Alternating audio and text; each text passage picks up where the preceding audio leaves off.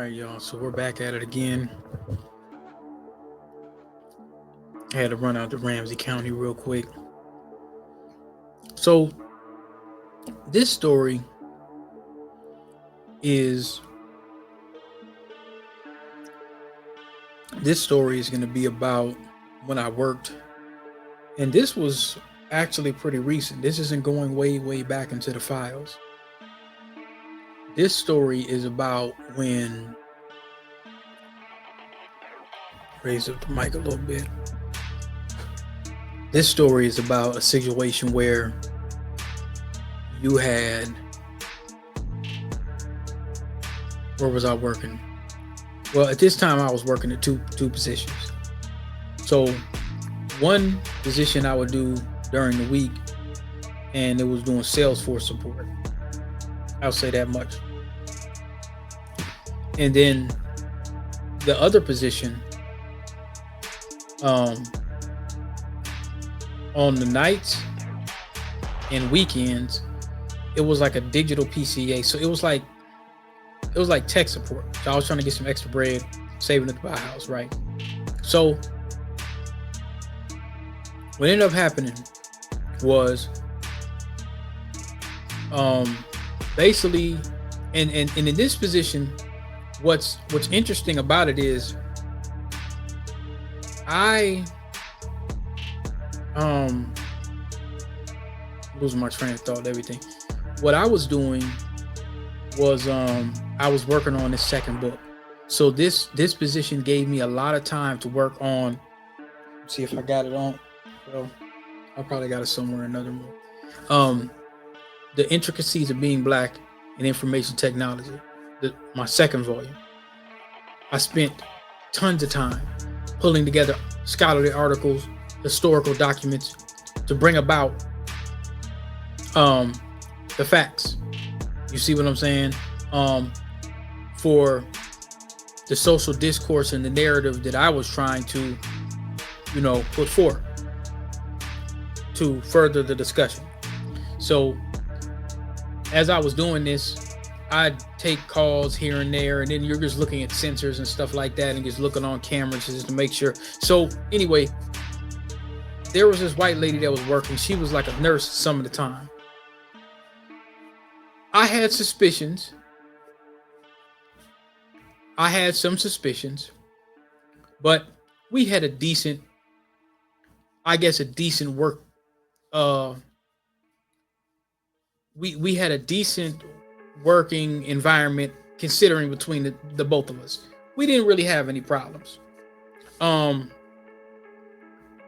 But she was always kind of complaining about her personal life and all kind of stuff going on and all this stuff going on. So what ended up happening was there was a sister. Let me see if I can put this. Well, I'll blow it up. Let me see if I can blow it up.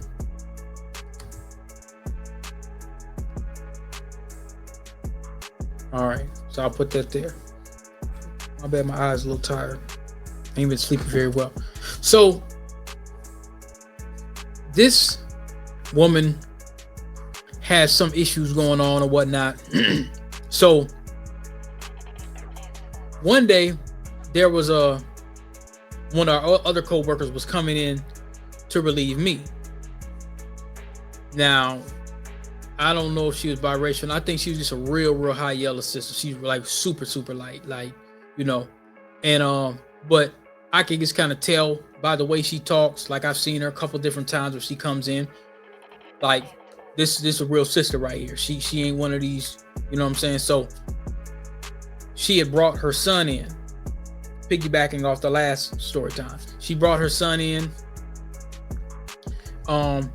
He had this big, beautiful fro, he's probably like maybe 6 years old. So I don't know. He's young, too young to be at home by himself.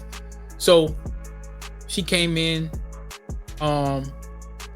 She had all this extra food. Black folks be having all extra food and stuff like that. She comes in, sits her son down, and on code as hell. Solid. You want some? Um, might have been in her 20s or whatever, you know. Um, but I could just tell by her energy, she's one of us. I could just tell by her spirit, she's a freedman. I can just tell.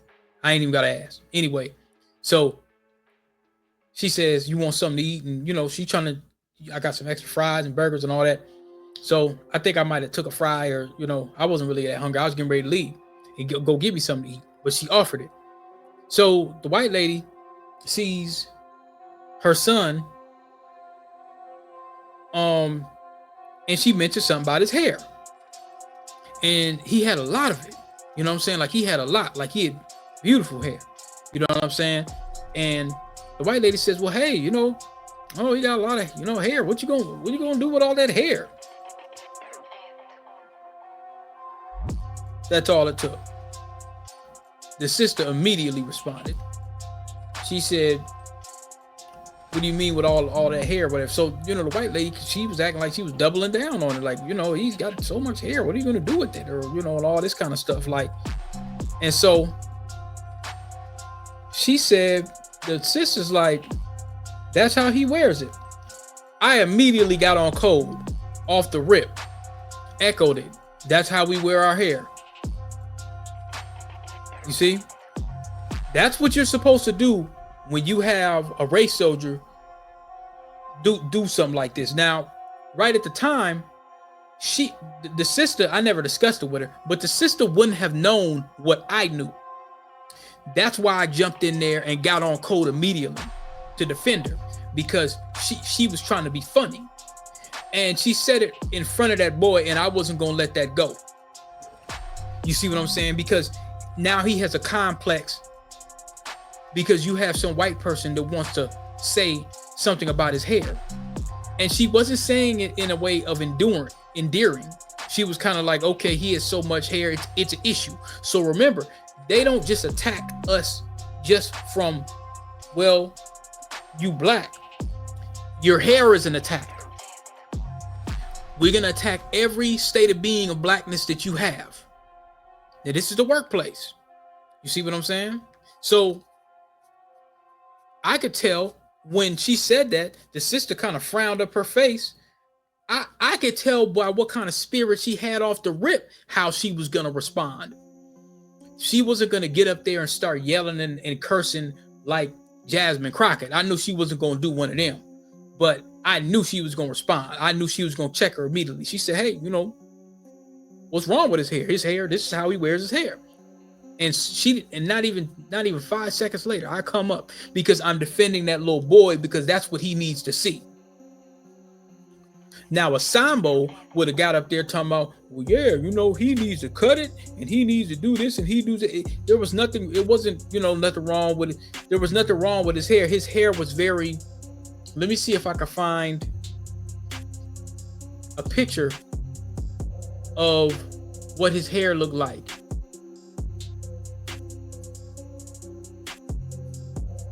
I'm gonna see if I can find a picture.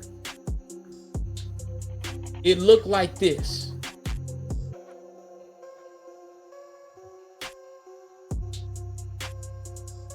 It looked kind of like this.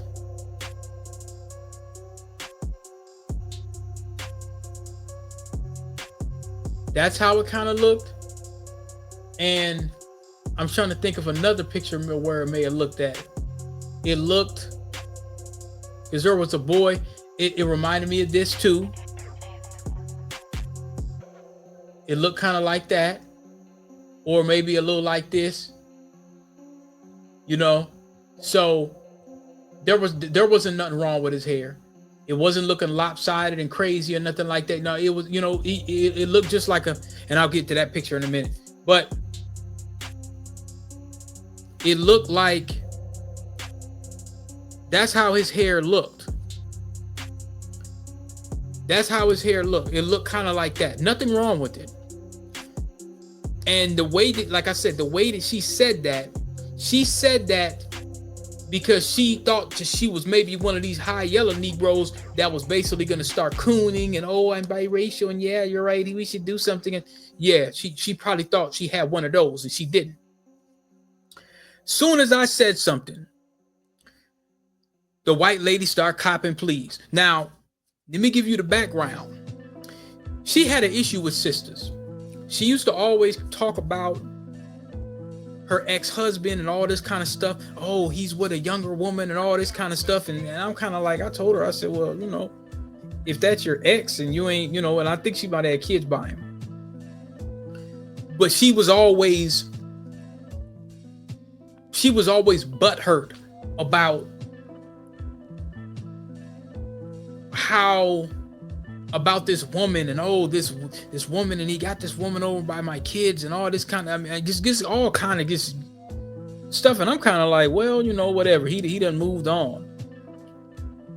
And she was really, really butthurt about this. So now I'm going to show you a picture.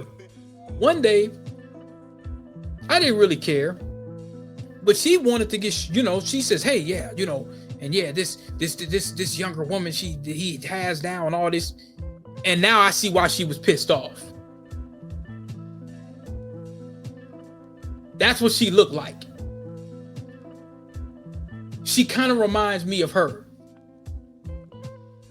Same kind of shape, maybe a little thinner, but she kind of looked like that.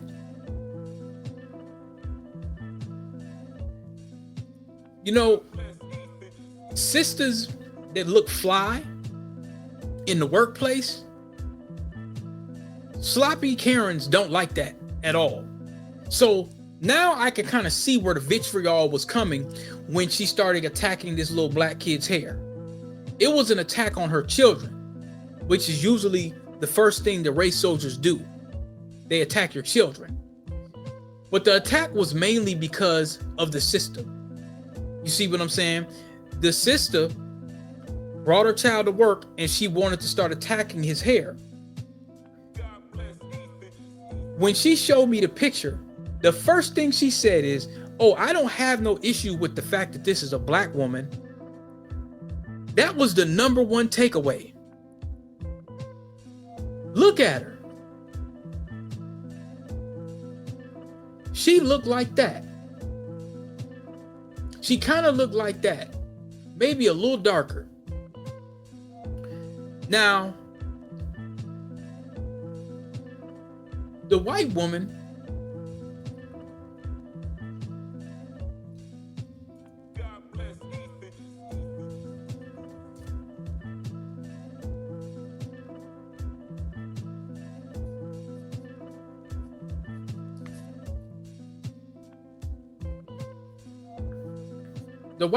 I'm going to show you what the white woman looked like.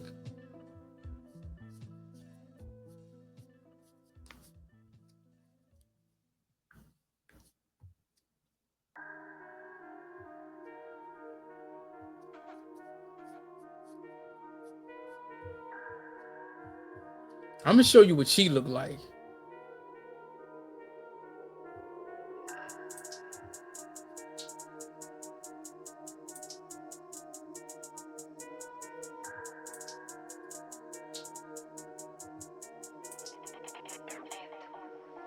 I'm going to show you what the white woman looked like. She looked like that. So now, you can see the difference. The white woman looked, but she was older. So remember, this girl was in her 20s. And she looks like a little Latin, but what I'm saying is, this is what she kind of looked like. A little bit. She was a biracial chick. That girl looked like, she looked a little Latin, but she looked kind of like her a little bit.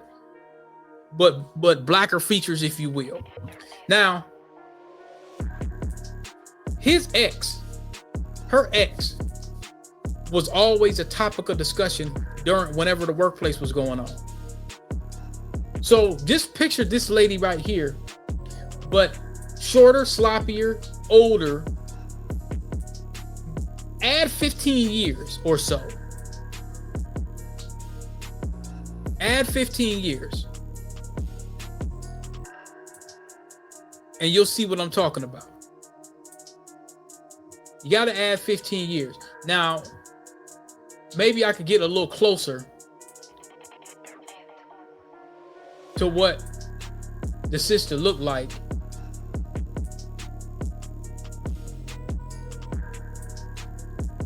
But I had to put in, now that picture,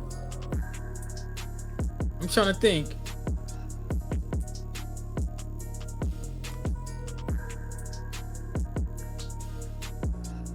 I'm trying to think of another picture.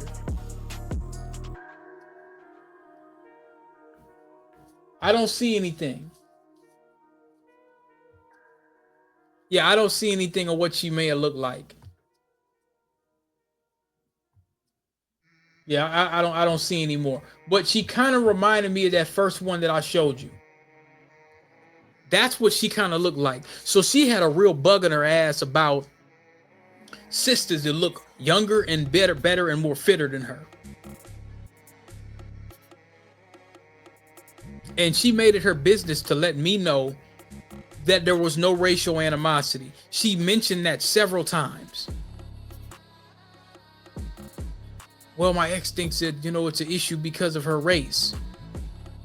Yeah, it is. Because you mentioned it a bunch of times. You see what I'm saying? He knew that his ex-wife had some issue with that. On top of the fact that she was young and fly. 10, 15 years younger. Probably maybe more than that. It looked like, so he upgraded. Then the next thing is, she's a whore and she's this and she's that. And I'm like, well, damn, she's sure a lot. So, but you'll have that in the workplace. You'll have these Karens that'll be in the workplace, that'll be sitting up there hating and jealous if there's a sister in there that's looking fly and looking good. They don't like that at all.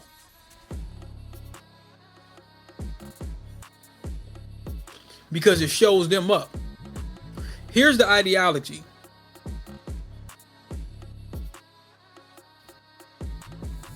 This is the ideology, how they figure.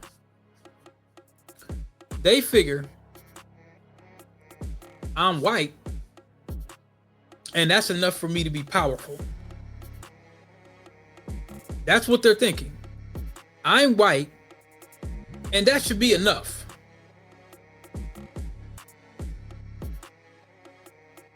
And if they're white and mediocre, that makes them even more worse.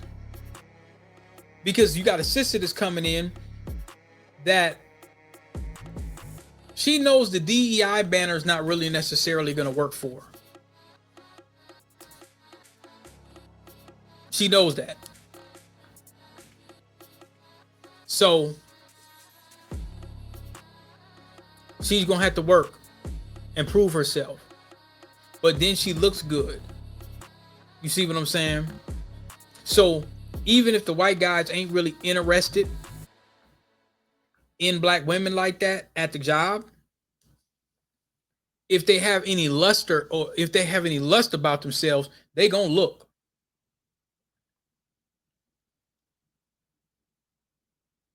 Most sisters that could be going to work, they ain't really tripping on the white dudes at work. But they know that the white women at the work could be problematic because they're like, okay, I'm good at my job and I look good. And she's sitting over here, like a little junior sperm whale. You know what I'm saying? And, you get this thing going. She's sitting up here like a junior sperm whale. Yeah.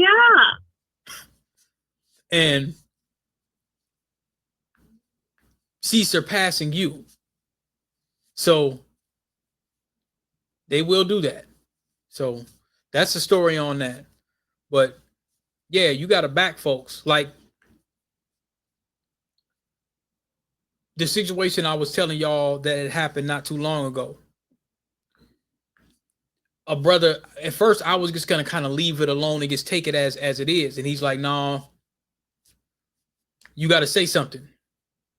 because some of these folks tend to want to they want to they want to just get away with it, and it just goes down the rug, and you just don't hear about it no more or whatever. You know what I'm saying? And then they end up pulling it again, and then now you're the bad guy. You see what I'm saying? So you got to get that understanding. If you're a contractor or not, you're at some point, and yeah, we got bills, granted. However, you internalize this stuff so much that you damn near end up in a hospital. Happened to me.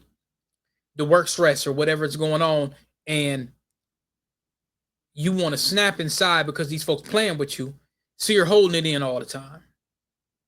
And then now you're sitting around and you're looking at it, and now it's the work stress on top of the work. Work is supposed to be work. It ain't supposed to be work mixed in with a dash of white supremacy. You see what I'm saying? That's not how it's supposed to go. So yeah, like I had somebody that don't happen often. I'm usually the person that be like, hey, we going to this got to get straightened out. I had somebody advocate for me. You see what I'm saying? And it wasn't this big Black Lives Matter, kumbaya. We didn't have to put on kente cloths, and we didn't have to show pictures of Malcolm X and Dr. King and all this kind of stuff and sit there and talk about the civil rights bill. We didn't have to do all that. I come in that office. What's up, bro? How you doing? Head nod. Just a few words. Very few. Understand it. That's how race soldiers do. When they're in that workplace, that's their world, and they operate. If you're a race soldier, that's how you operate. You go in that workplace, that's your domain, that's your kingdom. And your job is to make sure the white supremacy stays intact. You're just not going to say that. You see what I'm saying? So if you have any interest in maintaining the scope of how you want it to go, you're going to do that in the workplace. That's why the DEI is 4% black. 4% of executives and all that kind of stuff. That's what they say. Department of Labor. So when they undermine you, they don't have to say the N word, and they don't have to be very specific. They can just come together, and it's just a general consensus and a general understanding. We're going to undermine you. We're going to subvert you. Matter of fact, I think what I'm going to do that audio with Fuller. I'm gonna do that audio where I break some of that. I think I'm gonna do that. I'm gonna do that audio and break down that Fuller thing. That's what I'm gonna do. The due process, Fifth Amendment. I was gonna have somebody jump in there with me, but no. I'm gonna go ahead and do that next. Now that one's supposed to be. There we go. I'm gonna go ahead and do that next. So, yeah. When I came up on the scene, within a couple days, I was able to acknowledge, got an ally here. This brother's B1. I could tell. Now, you might be able to fool me. Maybe he could pull something else, but from what I could see, he's black first. I could see that. First head nod. What's up? Couple little words. Oh, he like me. He don't seem like he a Sambo. He like me. I could tell real quick.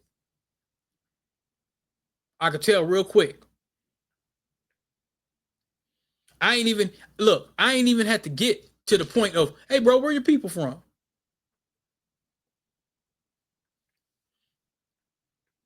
Because the sister had gave me a paperwork check real quick. We're just kind of talking. Oh, you're new. Okay. Where's your people from? But, before I could even ask or inquire about anything, about how long you've been here, she asked me quick, where's your people from?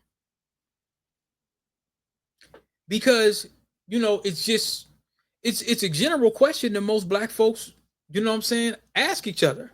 Oh, Kentucky or something. So okay. So you got kind of an understanding where you're like, all right, 9 times out of 10, okay, yeah, his folks are Southerners.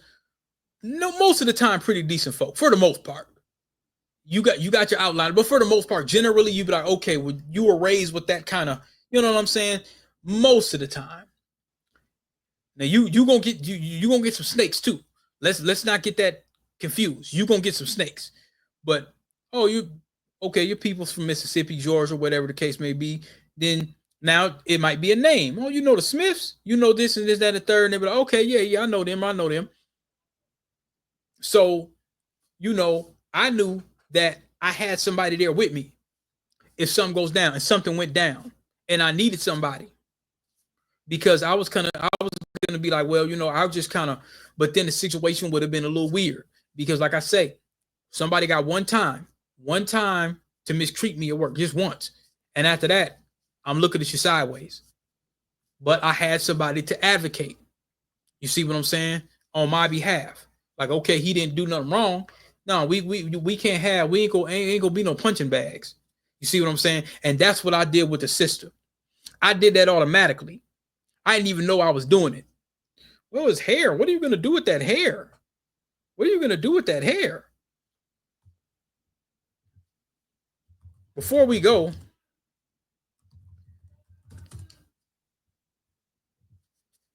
before we go, let's look at this. This is from the Harvard Business Review.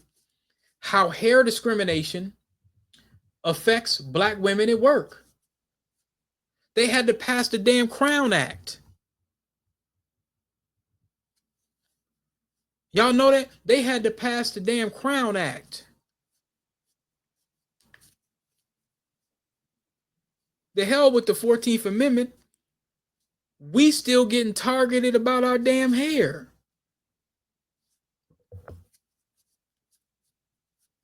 She was targeting that little boy right in front, and he was, what you gonna do with all that hair? What does that do to a child? Damn, mom, what's wrong with my hair? She said, what's wrong with his hair? This is the way he wears his hair. And that's when I came in. Yeah, that's what we do. I chimed right in, right. She didn't even have to wait. And then the sister looked at me, nodding, like, yeah, freedom business. Chime right in. I wasn't gonna tap dance. Well, yeah, maybe he should braid it up and yeah. I wasn't gonna step infectious for this sloppy white woman. Nigga, please. I was there's no amount of butter biscuits they could have offered me to start tap dancing. No. And then you said this and this little young brother, he got to hear that. So when he goes home, now he has to be self-conscious about his hair. So look, damn this. That's why I say I don't want to hear about no DEI. We have to have a damn Crown Act. This is the Crown Act. Campaign of the Crown Act. Of course, they got the Urban League up here. They ain't said nothing about no reparations, but anyway, Crown Act created by Dove and the Crown Coalition in partnership with State Senator Holly J. Mitchell of California. They had to come up with the Crown Act. Black women with coily, textured hair 2 times as likely to experience microaggressions. Sent home, 20% of women 25, keeps showing them. 20% of black women 25 to 35 have been sent home, damn it, from work because of their hair. Nearly 44% of black women under 34 feel pressure to have a headshot with straight hair. No one should feel they should change. He keeps saying, basically 2 times more likely to be perceived as unprofessional.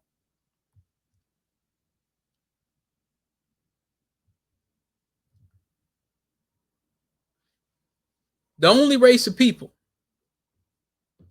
that have to deal with this.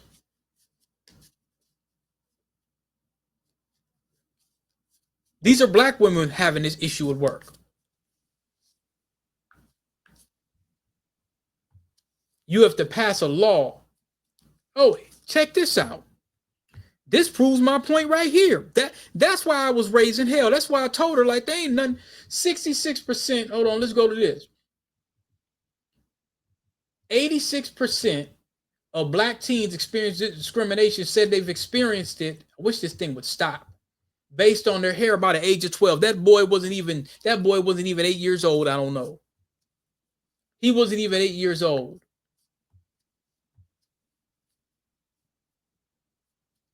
Sent home because of their hair. See, this was an issue. That part right there was an issue. They're like, okay, lay it down.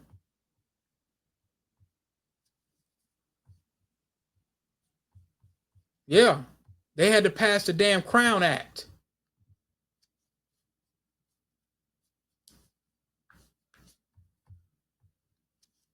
So much for DEI, huh?